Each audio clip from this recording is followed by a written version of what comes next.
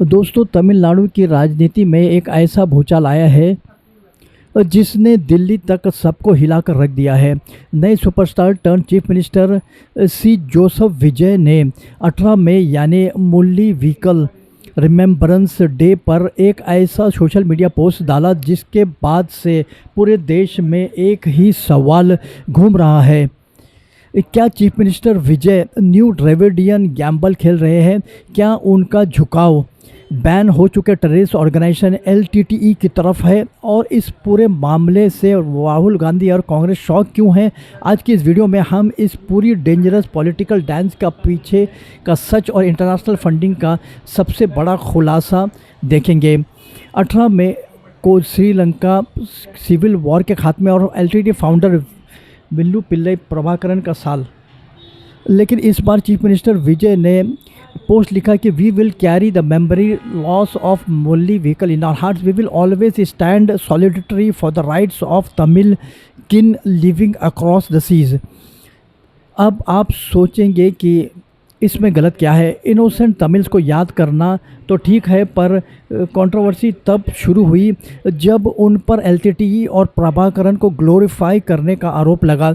याद दिला दे कि 1991 में इसी एलटीटीई ने इंडिया के former prime minister Rajiv Gandhi का ब्रूटल असैसिनेशन यानी हत्या किया था। इसलिए बीजेपी ने सीधा कांग्रेस और राहुल गांधी पर निशाना साधा कि आपके पिता के कातिलों को ग्लोरीफाई करने वाली सरकार को आप कैसे सपोर्ट कर रहे हो? इस सवाल ने कांग्रेस को बिल्कुल डिफेंडलेस कर दिया। लेकिन विजय ऐसा कर क्यों रहे हैं? इसके पीछे उनका एक बहुत बड़ा पॉलिटिकल मास्टर स्ट्रोक है जिसे एक्सपर्ट्स न्यू ड्रेविडियन प्रोजेक्ट कर रहे हैं। अब तक तमिलनाडु की राजनीति एथिस्ट वर्सेस बिलीवर्स यानी नास्तिक वर्सेस आस्तिक या डीएमके के पुरानी ड्रेविडियन माइंड्स पर चलती है, पर विजय इस नैरेटिव को बदल रहे हैं। वो अब राजनीति को proud Tamils versus outside sentiment बना रहे हैं, यानी तमिल आइडेंटिटी और नेशनलिज्म को सबसे ऊपर रखना। प्रभाकरन को पहले भी उन्होंने एक मदरली फिगर कहा था जो एलम तमिल का ख्याल रखता था। ये तमिल फर्स्ट का कार्ड खेलकर वो स्टेट में एक नई और एग्रेसिव इमोशनल वेव खड़ी कर रहे हैं। लेकिन बात सिर्फ भाषाओं और पोस्ट तक लिमिटेड नहीं है। ग्राउंड पर सिक्योरिटी एजेंसीज के कान खड़े हो गए क्योंकि एक बहुत बड़ा सिक्योरिटी थ्रेट सामने आया। इंटेलिजेंस की रिपोर्ट के मुताबिक डेनमार्क में बैठे एक एलटीटी हैंडलर जिसका नाम उमा कंतन है, वो एक massive international terror financing syndicate चलाने का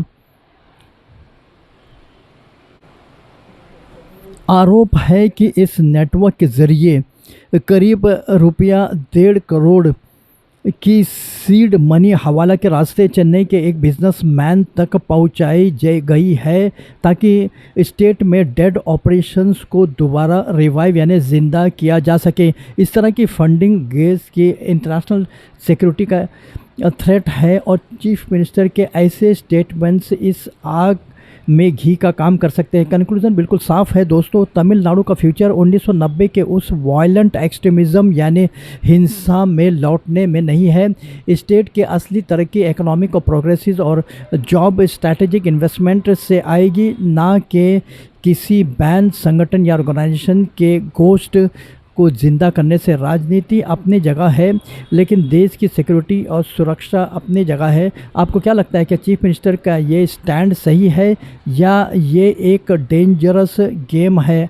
अपनी राय कमेंट्स में ज़रूर बताएं।